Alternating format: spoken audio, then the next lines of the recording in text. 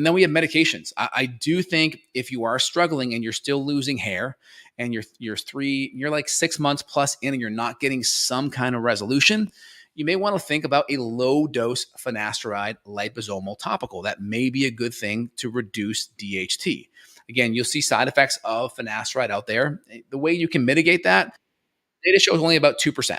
All right. And the biggest reason why people get a side effect of finasteride is because you will increase testosterone when you take finasteride by 20%. And if you're a man and you're already aromatizing, you're already converting T to E, guess what?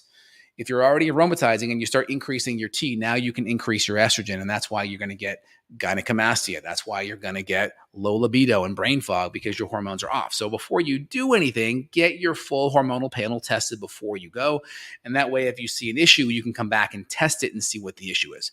The way you can mitigate a lot of that is you microdose and you do topical. That's a good way. Now, you want to work with a clinician that can monitor your bloods, check out where you're at, but you can mitigate a lot of it. And again, my thing is a hierarchy. Start with most conservative, most natural, foundational stuff, and then work your way up into supplements and take pictures. If you're not taking pictures at least quarterly, it's going to be hard to see the changes. So be mindful of that. I try to look at hair loss, try to get to the underlying root cause of what's happening, right?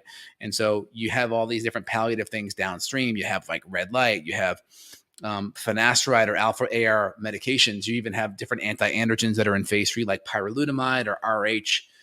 The RH1, there's a couple others that are, dutasteride, which is even stronger, right?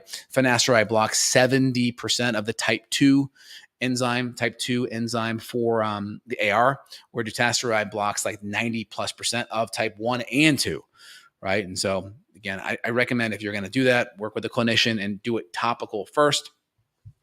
And so just be mindful of that. And also if I think that's the biggest thing out of the gate. Be mindful if you're doing topical and you have, you're married and you're trying to get pregnant, you probably want to come off that, because topically it can impact baby development in the sexual organs. So just be mindful of that. So